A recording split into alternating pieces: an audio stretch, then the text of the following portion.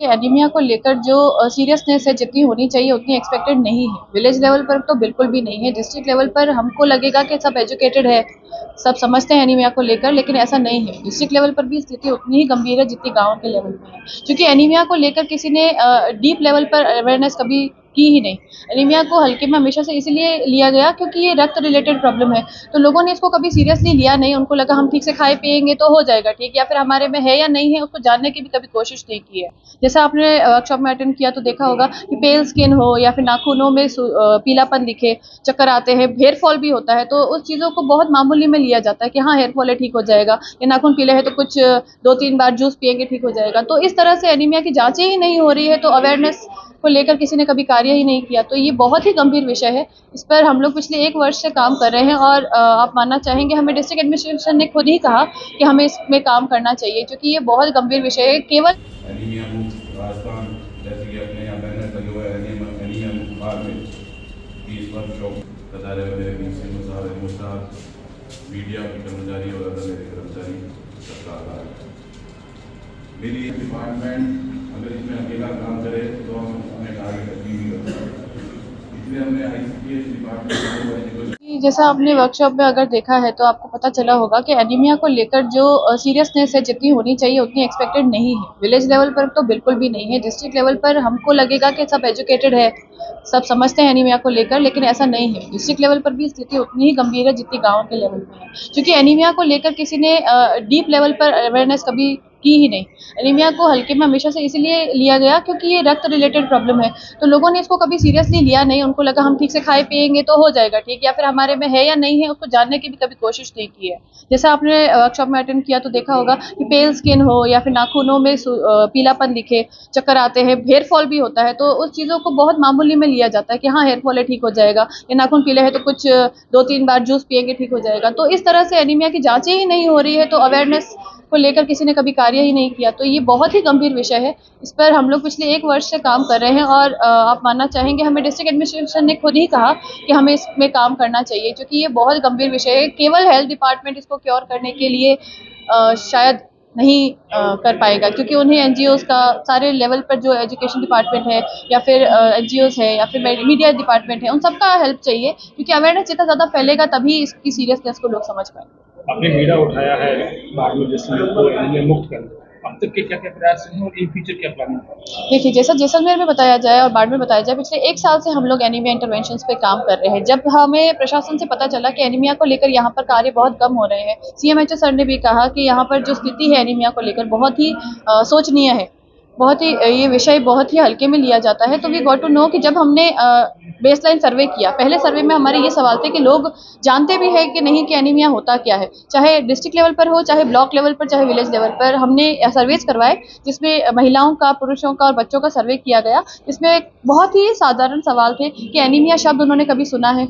क्या वो एनीमिया को समझते हैं? क्या उन्हें पता है एनीमिया में होता क्या है? और किस तरह से एनीमिया का इलाज होता है? उन्हें इस बारे में कोई भी नॉलेज है? और अगर है तो किस तरह की दवाइयाँ खाई जाती है? तो उस बेसलाइन सर्वे में हमको पता चला कि कम से कम 90% लोगों को एनीमिया शब्द भी नहीं सुना हुआ था, और जिन्होंने सुना था उन्हें पता नहीं है कि इसका क्या ट्रीटमेंट है, इसके लिए अवेयरनेस क्या होती है, या फिर सेल्फ डिटेक्शन कैसे किया जा सकता है। तो स्थिति तो बहुत ही खराब थी। इसीलिए हमको इसके अंदर कार्य करने की प्रेरणा मिली कि अगर कोई ऐसा बीमारी है जिसकी वजह से महिलाएं हैं जो प्रेगनेंसी में बहुत ज़्यादा सफ़र करती है, बच्चे हैं जैसा आपको बताया गया, डॉक्टर्स ने भी बताया कि एनीमिया होने के कारण ही बच्चों की हाइट्स नहीं बढ़ती है, बट हम उसको जेनेटिक ले लेते हैं।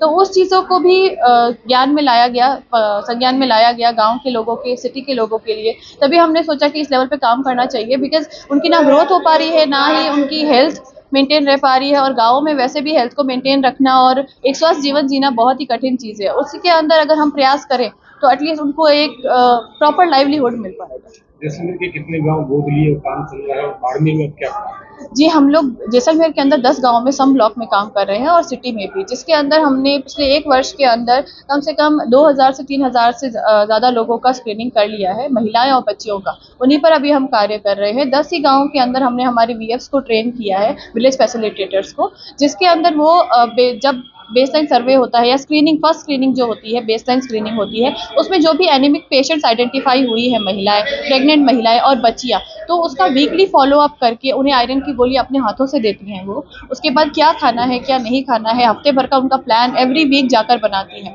3 महीने में हमने उनका मिडलाइन किया। मिडलाइन में जो एनीमिक पेशेंट्स रिकवर कर लिए थे, जल्दी रिकवर कर लिए थे, तो उनका भी 1 महीने और ख्याल रखा गया, और जिन्होंने रिकवरी नहीं की थी उनका एंड लाइन तक वेट किया गया, और हर हफ्ते उनका ये फॉलोअप कंटिन्यू रहा। उसके अलावा हमने क्लस्टर लेवल पर वर्कशॉप्स भी किए हैं, हमने रैलीज अवेयरनेस रैलीज बहुत सारी की है, हमने इस तरह की उनके लिए वर्कशॉप बहुत सारी अरेंज की है, घर घर जाकर पैम्पलेट्स बांटना, और महिलाओं का इन्वॉल्वमेंट इसमें ज़्यादा रखा, क्योंकि महिलाएं महिलाओं से संपर्क में रह सकती है। गाँव का कल्चर ये नहीं है कि हम अपने एनजीओ के जो पुरुष साथी है उन्हें भेजे और वो उन्हें घर में घुसने दे। तो महिलाओं को इसीलिए ट्रेन किया गया ताकि महिलाओं की स्थिति को बेहतर समझ पाए, उनसे डीप लेवल पर बात कर सके कि उन्हें क्या खाना है, किस तरह की बीमारियां उन्हें लग सकती है, किस तरह की आयरन की गोली खाने के बाद उनमें समस्याएं थोड़ी बहुत जो साइड इफेक्ट्स देखने को हम कहते हैं, वो साइड इफेक्ट्स होते नहीं है, बट अगर हम आयरन की क्वांटिटी ज़्यादा ले रहे हैं तो हमारी बॉडीली चेंजेस शुरू हो जाते हैं। तो उन्हें समझाना कि ये बहुत साधारण चीज़ है, तो लाइव डेमोन्स्ट्रेशन करके दिखाना क्या खा रही है क्या नहीं खा रही है, उस तरह की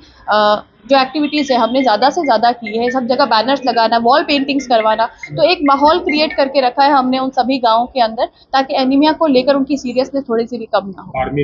बाड़मेर में हम लोग सिंधरी के अंदर ऑलरेडी काम कर रहे हैं, हम 20 से ज़्यादा गाँव में काम कर रहे हैं। वहाँ पर भी हम लोगों ने वहाँ पर वीएफ ट्रेन कर रखे हैं। सेम चीज़ गतिविधियाँ हमने जैसलमेर में की, यहाँ पर भी वो हो रही है, चाहे फॉलोअप्स हो, चाहे स्क्रीनिंग्स हो, चाहे अवेयरनेस रैलीज हो, क्लस्टर वर्कशॉप्स हो, जो ब्लॉक लेवल वर्कशॉप्स हो, इस तरह की वर्कशॉप्स अगर हम कराते रहे हैं, और वी मेक श्योर कि सारे पेशेंट्स इकट्ठे होकर आपस में डिस्कशन भी कर सके कि कैसे क्योर हो रहा है, किसकी बीमारी कितनी जल्दी ठीक हो रही है, तो वो ऐसे क्या मेजर्स ले रहे हैं, वीएफ्स ने उनको जो सिखाया है वो प्रॉपरली कर रहे हैं या फिर उसमें कुछ ढिलाई बरत रहे हैं, तो वो चीज़ आपस में भी डिस्कस होती रहे। जब तक मुक्त नहीं होगा तब तक सांस नहीं मिलेगी। बिल्कुल नहीं कोशिश तो यही है, इसीलिए हमने बाड़मेर में ये डिस्ट्रिक्ट लेवल वर्कशॉप रखने का आयोजन किया था कि डिस्ट्रिक्ट जो एडमिनिस्ट्रेशन है, मेडिकल डिपार्टमेंट है, एजुकेशन डिपार्टमेंट है, आईसीडीएस है, महिला विभाग है, सारे विभाग एक साथ इकट्ठे होकर इस बात पे विचार कर सके कि ऑलरेडी काम कितना हुआ है और कितना काम बाकी है, और आपस में मिलकर डिपार्टमेंट्स कितना काम कर सकते हैं। बिकॉज एक डिपार्टमेंट के हाथ में अगर होता तो एनीमिया अभी तक शायद मुक्त हो चुका होता, क्योंकि ये एक जॉइंट वेंचर है, सबको साथ मिलके ही काम करना है, तभी हम एनीमिया से मुक्त हो पाएंगे।